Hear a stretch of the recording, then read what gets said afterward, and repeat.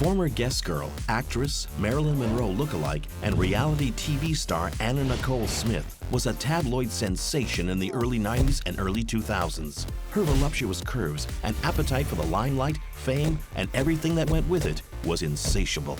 This was a woman who wanted more. She was addicted to more. There's no way she could look like that in Texas and not find a wealthy billionaire. But when she overdosed on prescription drugs at the age of 39, she left behind a legacy that incited battles within battles, and the world became addicted to the drama. The Anna Nicole Smith case is the granddaddy of all estate cases. These people had so much money. If they didn't die, they'd probably still be litigating today. The fame, the fortune, the legacy of Anna Nicole Smith.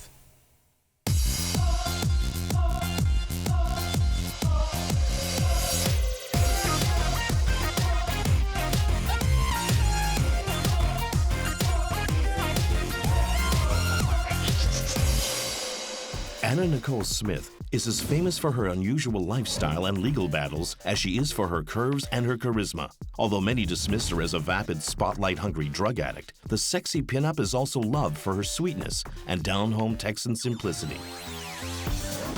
As she follows in the footsteps of her idol Marilyn Monroe, it is two wealthy men who help accelerate Anna Nicole's career. One by marrying her and providing the lavish lifestyle she craves, and the other by putting her on the front cover of Playboy, giving her the fame she desires. But when Anna Nicole dies in 2007, only months after having her second child, it's not clear who gets her estate, or even if there is an estate.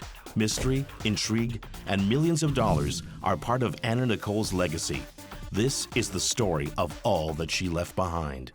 Anna Nicole Smith is born Vicky Lynn Hogan in Houston, Texas in 1967. Her mother, Virgie, is just 16 years old and married. But when Vicky is just a baby, her father rapes her mother's 10-year-old sister, Kay.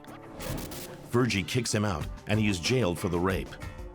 Virgie remarries numerous times and works as a deputy with the Harris County Sheriff. She also undermines Vicky's self-esteem, telling her that she is garbage and will never amount to anything. Vicky hates her mother and can't wait to get away. She was set up through a life of trauma to become an addict, absolutely. And one of the ways that people are set up for addiction is through trauma. The single parent, the lack of money, poverty will do that. You know, the feeling that I have to escape. Athletes, entertainers, lots of people have that story where they think, I have to get out of here. What can I do to get out of here? As soon as she can, Vicky moves to the nearby town of Mejia to live with her Aunt Kay, then drops out of high school a year later and starts working at a fried chicken shack. Vicky falls in love with the cook, Billy Wayne Smith, and marries him when she is just 17. A year later, their son Daniel is born, but their marriage turns sour. When Daniel is a year old, Vicky takes her son back to Houston. She worked at a Walmart, worked as a waitress at Red Lobster. I don't know if she was successful in those endeavors, but it didn't take long for her to get a wild hair up her butt and start stripping down in Texas. She took on a new persona. Vicky Lynn Hogan became Miss Vicky, a dancer on the afternoon shift at a strip club called Rick's. Vicky develops a taste for partying, and in 1989 has her first run-in with the law when she's arrested for drunk driving. She eventually pleads guilty to one charge and is put on 2 years probation. Vicky is relatively flat-chested and believes she is unpopular in high school as a result. She starts saving up her dancing tips to pay for breast implants. I think that Anna Nicole's obsession with her breasts makes sense. They were the money makers. That's what got her the gigs stripping and modeling, and ultimately her elderly billionaire. And also, look, the love of surgery. Addicts love surgery. They love dental work. They love any justification for medication. Soon she starts working at another club, Gigi's, where she develops her trademark baby voice modeled on Marilyn Monroe's. She's 5'11", big boned, and she's working the pole on the afternoon shift at Rick's, the least desirable shift in any strip club. This turned out to be a blessing in disguise because one of the favored patrons at that club was a billionaire. Howard J. Marshall is a wheelchair-bound oil tycoon in his late 80s who visits the club nearly every afternoon. Vicky becomes his favorite dancer, and she also becomes fond of him.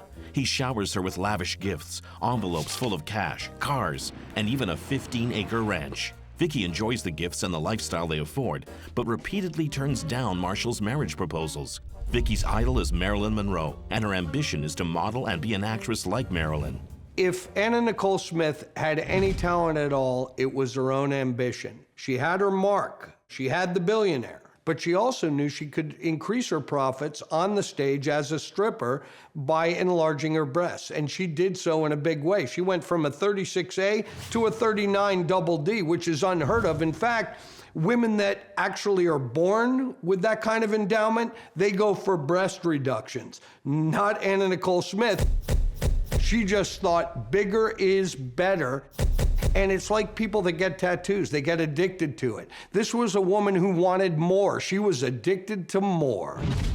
In 1992, on a whim, a fortuitous whim, if you will, she answered an ad for scouts, photography scouts for Playboy magazine. They took one look at her, passed it up the chain to Hugh Hefner. He took a look at her, and she was a classic beauty in his eyes. Hugh Hefner chooses her for the March '92 cover, and by May makes her a centerfold.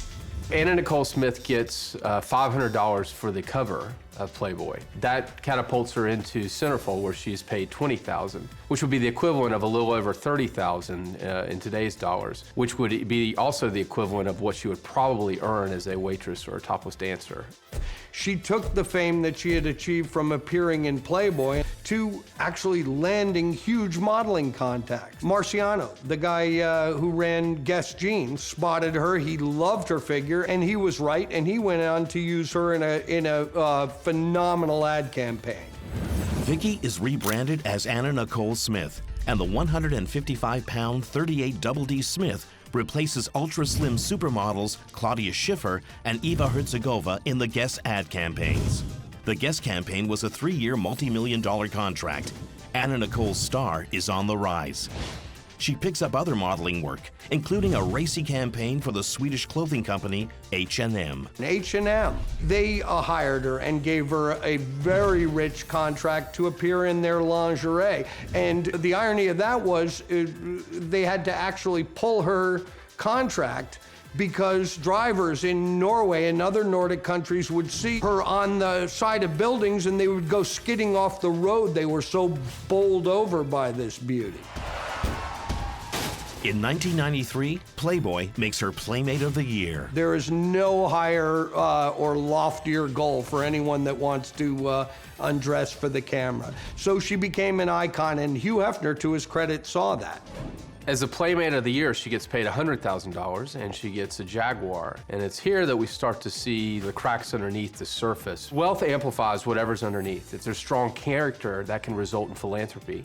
If there's a weak character or instability or insecurity, it can result in addictions. In her case, the addiction was to luxury and to shopping. Along with $100,000 from Playboy and gifts from Howard J. Marshall, Anna Nicole earns $22 million in her first year of modeling. The Marilyn Monroe lookalikes days as a topless dancer are over, but her desire for more and more is starting to get the best of her. She absolutely had addictive behaviors that manifested themselves in multiple ways, not only with actual intoxication, but with the reports of her shopping, the reports of her stripping, the reports of the men. I mean, everything. She seemed to have an endless black hole of need to fill.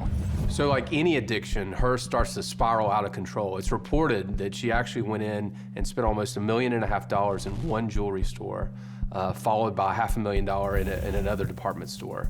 And so we see the signs of addiction growing and growing and growing. Now, shoe shopping wouldn't kill her, but, drugs and alcohol certainly would. Back in Texas, her 89-year-old suitor, oil magnate J. Howard Marshall, continues to woo her with increasingly extravagant gifts, including a Mercedes-Benz, an apartment in New York, and a home in L.A. He even rents Marilyn Monroe's house for her. In 1994, Anna Nicole hires a talent agent, and she makes her film debut in The Hudsucker Proxy, followed by a role in Naked Gun 33 1/3, The Final Insult. Her career is on the upswing, and her desire for fame and fortune is being fulfilled. But is Anna Nicole Smith fulfilled? Whereas any normal person would be grateful for the multi-million-dollar contracts she was getting for modeling and the like, what happened with her is what happens to most drug addicts is she started destroying everything worthwhile in life. Anna Nicole Smith is becoming a multimillionaire, but her addiction to pills, booze, and just more of everything is having an impact. In February of '94, Anna Nicole spends a wild night drinking and pill popping. She falls unconscious and is rushed to an LA emergency room. It's rumored she even loses some modeling contracts. And only months later, Anna Nicole's fortune takes a hit. Maria Antonia Serrato, the nanny she hired to look after her son, sues her for $2 million, charging sexual assault and sexual harassment. In a bizarre turn and what would indicate the beginning of a downward slope, Anna Nicole Smith is sued by her housekeeper for odd charges around sex slave, et cetera, et cetera. Although Anna Nicole has admitted to being bisexual in the past, she denies the charges. But she also doesn't provide the court with requested documents and is ordered to pay Serrato $850,000. She became the butt of jokes on every talk show. She was run through the ringer in the tabloids, which isn't a bad thing if you're trying to expand your brand in that direction. But at the end of it all, she saw that her life was falling apart, and finally she got J. Howard Marshall to propose to her, and she accepted. Anna Nicole accepts Marshall's marriage proposal and a 22-carat diamond ring. Anna Nicole and J. Howard Marshall tie the knot at Houston's White Dove Wedding Chapel. Howard is 89, and Anna Nicole is 26. After the ceremony, Anna Nicole leaves for Greece without her husband. The press labels her the ultimate gold digger.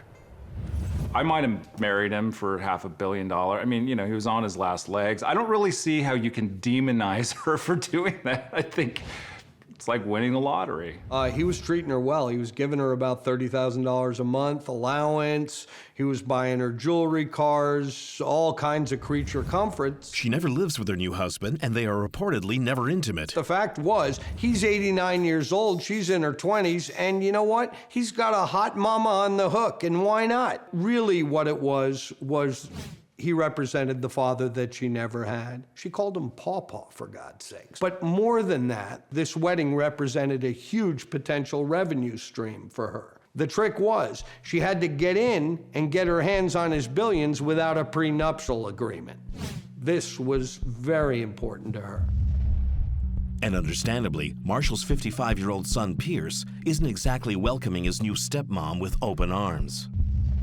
After Anna Nicole Smith and J. Howard Marshall get married, Pierce Marshall is furious with this. I mean, this is a big threat to him inheriting this Texas oil fortune. Pierce Marshall was really worried that Anna Nicole Smith was trying to have a baby with J. Howard Marshall. That would have undermined the inheritance completely, because then the baby would have had inheritance rights and Anna Nicole Smith would have been controlling that through the baby. So he does anything and everything he can to put a stop to it. Even one of J. Howard Marshall's lawyers proposes ways to protect the family money. But Anna Nicole files an injunction accusing Pierce of meddling in her affairs. One would think that with a $1 billion estate, you would absolutely get a prenup before you marry a 26-year-old stripper. It really would have protected everybody, but you can only imagine the conversations that were going on in the bedroom and how Anna Nicole Smith probably wanted nothing to do with the word prenup at the time. It's suspected that she uses her monthly allowance to get a nose job and even bigger breast implants. One of the implants ruptures, leaking saline and requiring an emergency operation. Over her lifetime, she will have multiple surgeries on her breasts, requiring numerous prescriptions for painkillers. Addiction is a very tricky piece of business. We often describe it as 4 garbage cans and 3 lids. So in other words, okay, I have my food problem contained and my cocaine problem, but look at me, I bought 14 pairs of shoes in one day. We hear that a lot with people who come into treatment. I can drink, it's the heroin that's my problem. Really? Is that right? Okay. And so what I think her issue was, I mean, there was a myriad of them, obviously, but yes, her addictive behaviors were certainly an issue, and I think that she would try to fill that hole with virtually anything that she could get her hands on. Painkillers aren't her only addiction. She's also getting addicted to litigation. Apparently, while on a photo shoot dressed in a provocative manner, cowboy boots, short skirt, and a hat, she was off camera and relaxed and involved in her own activities, I guess eating something. New York magazine took that and broadcast it to the world over at a tagline or a headline that said "White Trash Nation." She sued. Did she have a right to sue? I think she did. This is the equivalent, roughly, of putting a camera in the restroom, and so I think she had a right to bring that claim. It's not as outrageous as bringing a camera into the restroom, but it probably had some economic value. Despite her ample income, Anna Nicole loves to spend it quickly, although her taxes and a gas bill for $265 go unpaid. But Anna Nicole's sugar daddy falls ill. He's hospitalized. And on August 4th, 1995, just 14 months after they marry, J. Howard Marshall dies of pneumonia at 93. Anna Nicole Smith and Pierce Marshall fought like cats and dogs. After J. Howard Marshall passed away, they even fought over his ashes. They couldn't agree to have one funeral, so they had to have two separate funerals because they couldn't see eye to eye on anything. And that was really a precursor of what was to come over this enormous battle for the money. Anna Nicole is devastated and shocked to learn her husband had no less than 6 wills, and none of them name her. What's more, the houses he bought for her were in his name. Marshall's entire estate is in a trust fund for Pierce. Pierce Marshall, he convinces his father to make his trust irrevocable, meaning he can't change it, which guarantees that Pierce, and not Anna Nicole Smith, is going to inherit the money.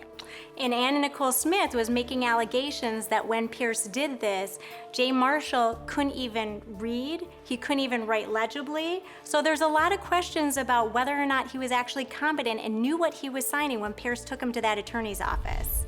Anna Nicole takes the Marshall family to court, insisting that her husband promised her half of his estate and intended to set up a trust for her. Anna Nicole Smith was married to her husband for 14 months, and during that time, he gave her about $1.6 million in jewelry. He gave her homes, he gave her a ranch, and he gave her lots of cash to go shopping and spend. So it's not like she should have been destitute when he passed away. In total, she received about $6 million at least. But when you're used to spending $30,000 on one gown, you know, that's a pretty big lifestyle to maintain, so $500 million would definitely help out. Anna Nicole accuses Pierce Marshall of keeping her from her rightful share. He sues her lawyers for libel, and the battles begin, eventually going all the way to the Supreme Court. Lawyers, when we talk candidly and no one's looking, talk about the hog rule. That is, people who just can't get their nose out of the trowel and try to overreach and grab more than they have coming to them. Anna had means of her own. She was worth tens of millions of dollars, and she falls in love with a guy old enough to be her grandfather. He dies 14 months later, I doubt from stress, but who knows. And now she wants a half of a $1.6 billion. Then you've got the guy who's thinking, this gold-digging floozy's not entitled to 1 red cent. So he's pushing back. Realistically, he should have given her something, and she should have taken something. This case should not have gone all the way to the United States Supreme Court. As Anna Nicole waits for her day in court, her life spirals out of control. She is now spending most of her time in California. Rumors abound, including that she shows up to a television interview wearing only a bra and underwear. Her weight climbs to 224 pounds.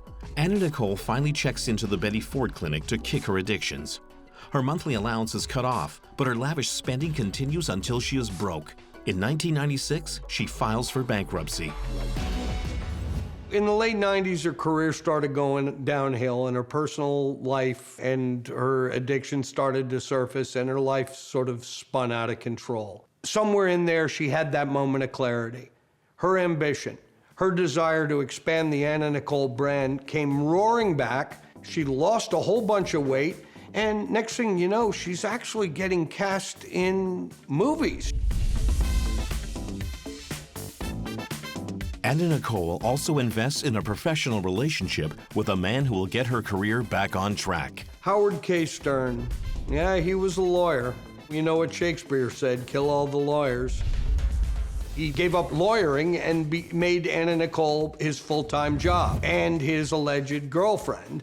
and he started mapping out the rest of her career. Stern lands Anna Nicole a role in Sin City Spectacular in 1998, as well as minor roles in a few television shows. He was kind of a reprehensible human being, if you ask me. I mean, this is a guy, you know, who should have been looking out for her better interests, but in the end, it looked like he was just looking out for himself. Anna Nicole's weight rises again, but her fluctuating figure leads to an unexpected opportunity. Lane Bryant, a plus-size clothing line, hires her to be its spokesmodel. For a single fashion show and a photo shoot, Anna Nicole is paid a 6-digit sum. The campaign makes millions for the clothing chain. And in September of 2000, a California judge awards her $450 million from her husband's estate. Pierce Marshall made a huge tactical error here. He opened the door to the lawsuit in California. If he just would have left things alone in Texas, he would have won, and this case would have been over years and years ago. He screwed up by suing in California. He did, and Anna Nicole Smith benefited from it. She received a verdict of $450 million in the California court, and on top of that, she got $25 million in punitive damages as well to punish Pierce for his behavior. But Pierce Marshall appeals in Texas. Anna is brutally cross-examined, and the trial drags on for 5.5 months. In the end, the jury in the Texas probate court rejects the California ruling, awarding Anna absolutely nothing. There are ping pong matches in the United States with fewer movements of the ball than this case had between jurisdictions.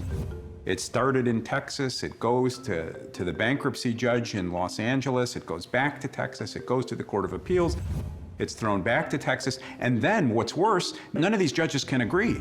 From a lawyerly perspective, this case was a perfect example of federalism and what I'll call the pathologies of federalism. The probate court in Texas made a decision that Ms.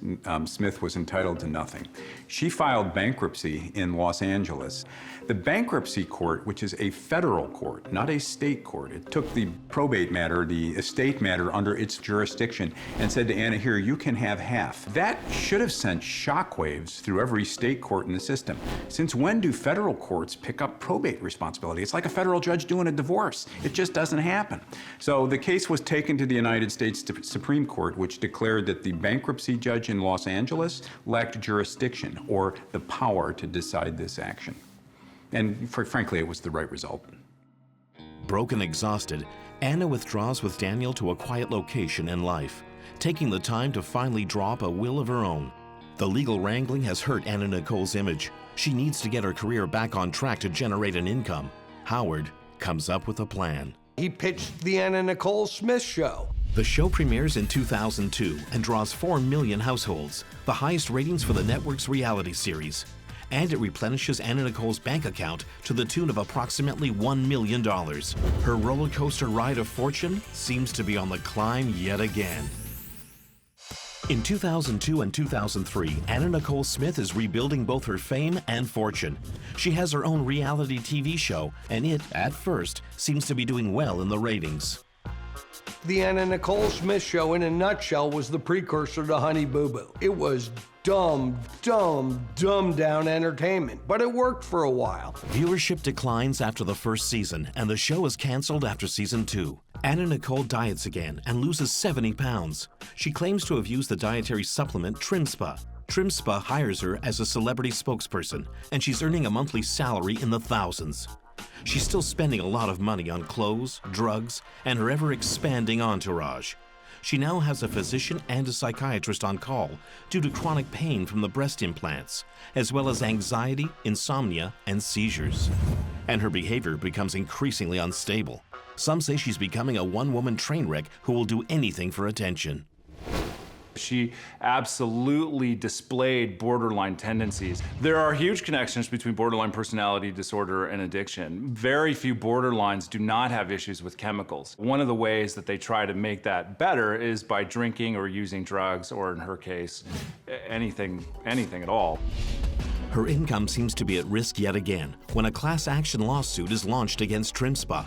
No one else is getting the same results as Anna Nicole, and she is implicated for misrepresenting the supplement's effects. If you open any newspaper, turn on the television, you won't go far before you hear or see an advertisement for some weight reduction program. So here is Anna Nicole Smith, a woman who is beautiful by many people's accounts, who plumps up in the middle of a crisis, and she drops 70 pounds quickly. Query, how can I do that?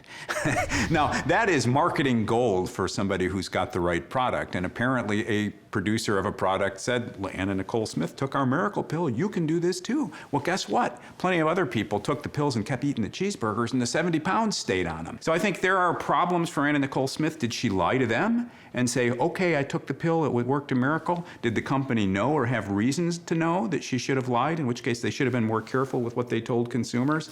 There may be legs on a class action suit. I wish somewhere in the United States, though, there was a judge with enough gumption, underneath his robe to say, people, look, you're chasing a dream. Live a disciplined lifestyle and you won't blimp up. So, will there be litigation? Sure. Should there be? Probably not. Trim Spa later pays $1.5 million to settle the allegations, and they keep Anna Nicole on as spokesperson. Although she still has an income, she claims she's struggling financially. In 2005, she's earning around $270,000, which to most people would be a sizable amount. Instead of downsizing her life and selling her mansion in Beverly Hills, she continues to occupy it, which consumes almost more than half of her annual income. That's a huge mistake and not very wise financially. In 2005, with Howard K. Stern's help, Anna Nicole again goes after Marshall's estate. She petitions the U.S. Supreme Court. To everyone's surprise, the justices agree to hear her case. In May 2006, the U.S. Supreme Court rules that she has a right to pursue a share of her deceased husband's estate in federal court. The legal battle is sent back to a lower court. Her stepson, Pierce Marshall, who has been opposing her claim from the outset, dies a month later at age 67 of an infection. But Pierce's wife continues the fight, determined to keep Anna Nicole from getting any of J. Howard Marshall's money. Every litigation has a settlement value. It costs a lot of money to lawyer up. It costs a lot of money to litigate in a probate court. It costs a lot of money to litigate in the bankruptcy court, to take appeals to the Ninth Circuit Court of Appeals, to go to the United States Supreme Court. These people spent millions upon millions of dollars on the legal services industry. And for that, I suppose I should say thank you, although not one dime found its way to me. But this was unnecessary. It was a brief marriage. Everybody had enough money to live well. They almost should have been assessed court costs for clogging the courts with this tawdry drama. That same year, Anna Nicole announces she's pregnant. She's coy about who the father is. Shocker, all of a sudden, Anna Nicole Smith turns up pregnant. Okay, who's the daddy? It's like a game show. Who be the daddy here? And you know what? She didn't even know. It was speculated that it might have been J. Howard Marshall, as unlikely as that sounds. Howard K. Stern, was certainly ready to jump on that train and claim to be the baby daddy. Then all of a sudden, out of nowhere, comes this entertainment photographer who Anna Nicole had met in Kentucky, who claimed he was the father, and everybody's fighting over this unborn child. Not long afterwards, Anna and Howard moved to the Bahamas. The girl who has always sought attention is now claiming she wants some privacy. Anna Nicole finds herself pregnant. Maybe she knows who the father is, maybe she doesn't. Odds are she's got a pretty good list of suspects. I understand 5 men come up and say, I'm daddy, but she has a position in the world she wants to defend. And maybe she doesn't want the actual father to become known. If she were to remain in the United States, the question of paternity could become an issue, and any of the 5 men who claim that they were the father could bring an action in a probate court and compel testing and submit to DNA testing to show that they were or were not the father. At that point, going outside the jurisdiction of the United States deprived those men of the ability to compel a test. On September 2006, Anna Nicole gives birth in the Bahamas to the daughter she had always wanted. She names her Hannah Rose. As soon as the news is out, Larry Burkhead, the entertainment photographer who claims he had a relationship with her, publicly states the child is his. 3 days after she gives birth, Anna Nicole's 20-year-old son Daniel flies to the Bahamas to see them. But a few hours later, Anna's joy turns to heartbreak when Daniel collapses in front of her. Doctors try to revive him without success. Although Daniel wasn't a habitual drug user, an autopsy reveals he died of an accidental overdose. Terrified of flying, Daniel had taken tranquilizers and then methadone. All the drugs were at therapeutic doses, but the combination was lethal. In a sign of absolute desperation, we see Anna Nicole Smith resorting to try to monetize whatever she has left, which she does with her son's funeral in exchange for $400,000 for the pictures and videos. At the funeral, Anna Nicole is so distraught she tries to climb into the coffin. Devastated, she changes her daughter's name to Dannie Lynn in her son's memory. With Daniel gone, Dannie Lynn becomes the sole heir to Anna Nicole's potential fortune. 2 weeks later, Howard Stern marries Anna Nicole Smith in a commitment ceremony in the Bahamas and puts his name down as the father on Dannie Lynn's birth certificate. Commitment ceremony. Not a marriage, but, you know, getting close. It's sort of like saying I do with two fingers crossed, but it was good enough for those purposes. But what was really going on there? I think it was estate planning, frankly. Her son had died, and he was the only person who had a right to be a beneficiary of her estate in the event of her death. You get the impression that Mr. Stern knew how to take care of Mr. Stern. He was an executor of her estate in the end, represented her, was apparently close enough to make a commitment to her of some sort. Sort of screams conflict of interest all over it. Lawyers are supposed to be independent of their clients and to have interests discernible from them. If a person comes to you in crisis, they want to know what their options are. They don't want to know what your options are. The stress of Daniel's death takes a toll on Anna Nicole's health. She battles depression and pneumonia for months. 5 months after Daniel's death, Howard tries to lift Anna's spirits with a short holiday. They head to Florida to buy a yacht that they'll sail back to the Bahamas. As always, they check into the Seminole Hard Rock Hotel, which is famous for its celebrity clientele. Her entourage includes her friend and psychiatrist, Dr. Christine Erosovich, her bodyguard, Big Mo, and his wife, Tasma Brightop, who is a trained nurse. Anna stays in her room, complaining of flu-like symptoms. She spikes a fever of 105, and Christine and Mo put her into an ice bath. But she refuses to go to the hospital, fearing publicity. While she sleeps, her friends watch television in her room, but on the third day, they can't rouse her. If you can please respond to the Hard Rock, it's going to be reference to a white female who is, what is she not responsive? Not responsive and not breathing. She's not breathing and she's not responsive. She's actually Anna Nicole Smith. Anna Nicole is rushed to the hospital and pronounced dead on arrival. She is 39 years old. What does she leave behind? All we know for sure are unsettled legal battles and a 5-month-old baby girl. When Anna Nicole Smith dies on February 8, 2007, she is on the front page of every tabloid for weeks. There is mention of her on almost every cable news channel in the country. The cause of her death won't be known until an autopsy is completed. Until then, her companion, Howard K. Stern, is under a cloud of suspicion. Others suspect she died by her own hand, like Marilyn Monroe. Anna Nicole Smith's death got as much media coverage as Princess Diana's tragic death. This goes to show you something about America's fascination and love for dead celebrities, especially ones that die of drug overdoses.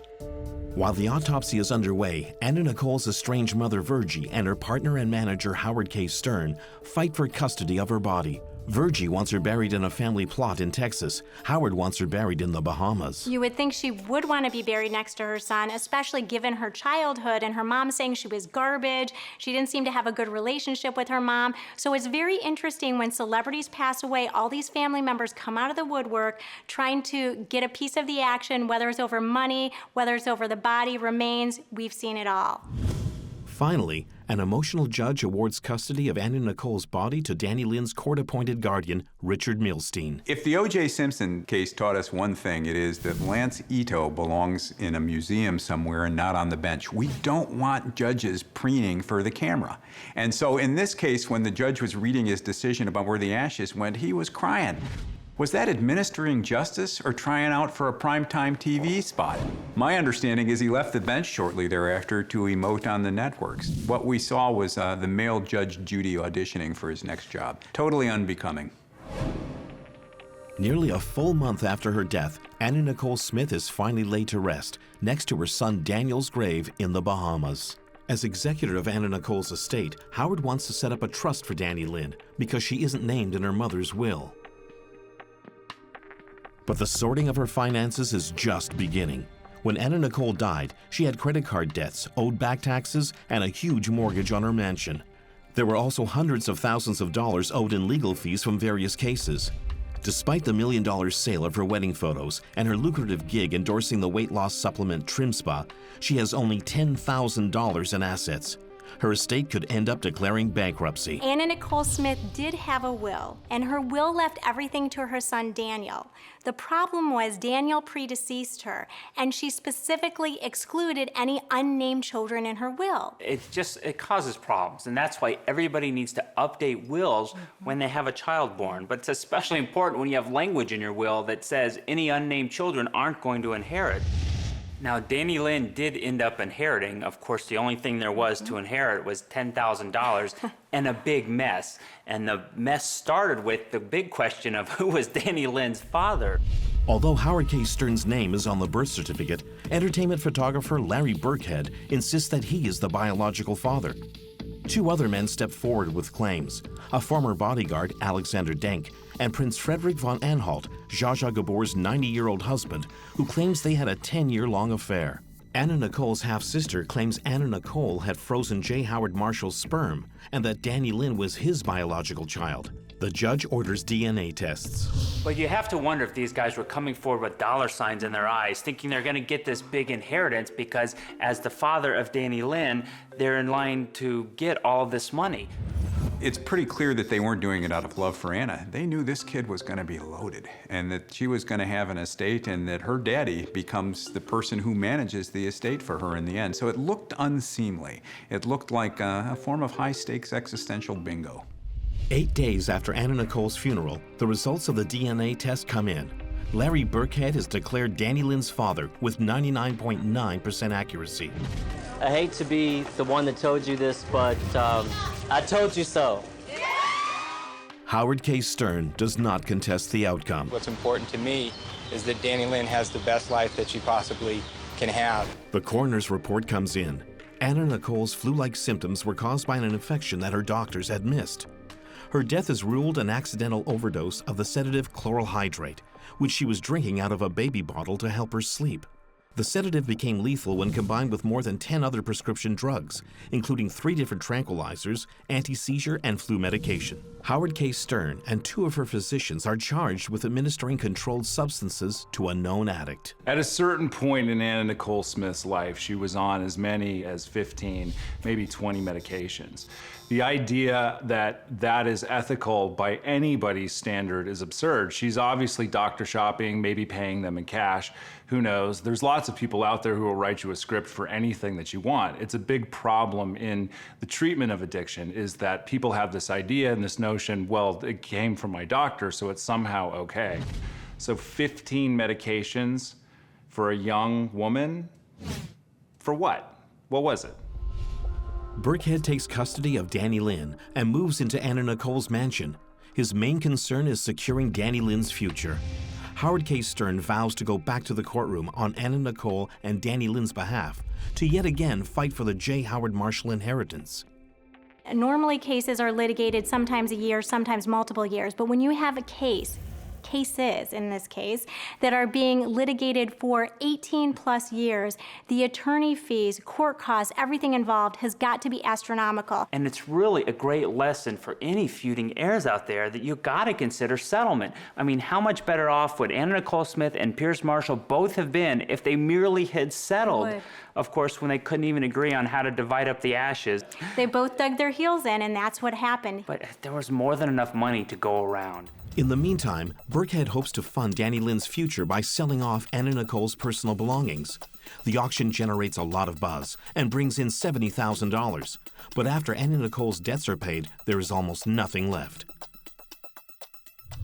But just like her life, Anna Nicole Smith's legacy is full of more twists and surprises.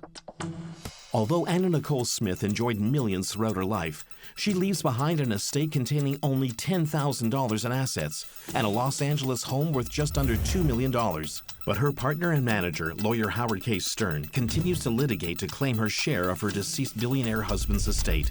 It's a battle that has continued for over a decade, but Stern is determined to create a trust fund for Anna Nicole's daughter, Dannie Lynn. But in 2013, California Judge David O. Carter orders the estate of E. Pierce Marshall, Anna Nicole's now deceased stepson, to pay a massive fine for what the judge calls his shocking bad faith conduct. It's believed Pierce obscured evidence and delayed proceedings during the inheritance trial for his father, Howard J. Marshall. Among other things, the The judge claims Pierce shipped crucial legal documents to a lawyer in Louisiana to keep them out of the hands of Anna Nicole's lawyers. Pierce's lawyers also lied and backdated documents. The claim here is that Marshall's lawyers created their own rules, and in a scorched earth policy, they decided we're going to bleed this woman to death so that she has to decide to settle this case on our terms. And a judge is apparently prepared to order significant sanctions against them for that. It's very, very unusual, and unfortunately, given the Smith case, will undoubtedly yield litigation for years to come as that ruling is appealed.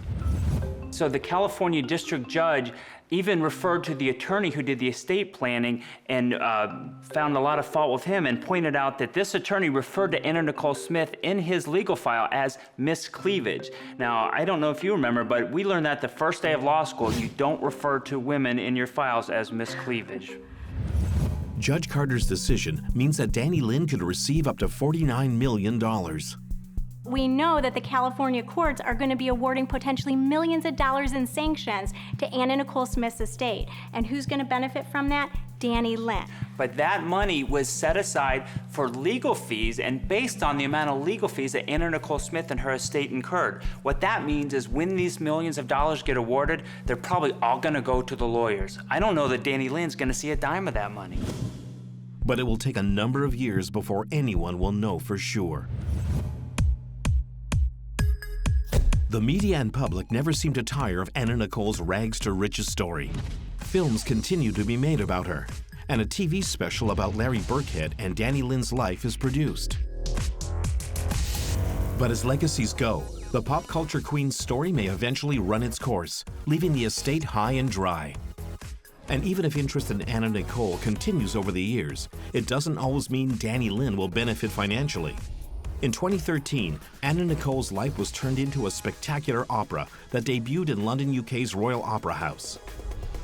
Unfortunately for Dannie Lynn, the film and opera were unauthorized, and no rights or royalties were paid to Anna Nicole's estate.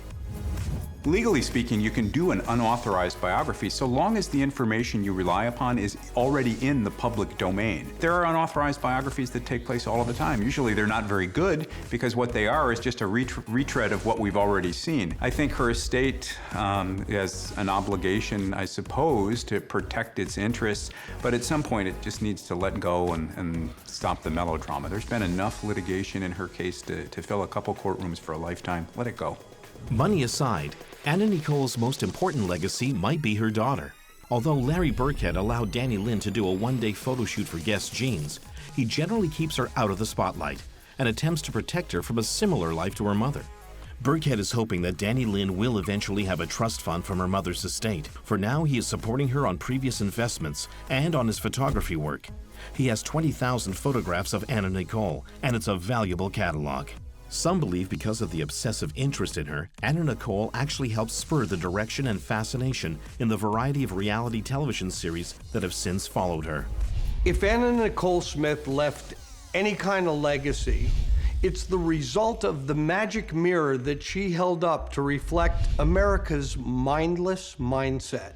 She was a survivor. You take what you have in the world and you do the best you can. What she had was her face and her body, and she used it in a way that she had to survive. Anna Nicole took whatever tools came her way to create a life that fit her dreams, involving both notoriety and wealth. Although her life was tumultuous and at times heartbreaking and out of control, Anna Nicole Smith's legacy will continue to find its way into the media for a while to come. And that's how she would have wanted it.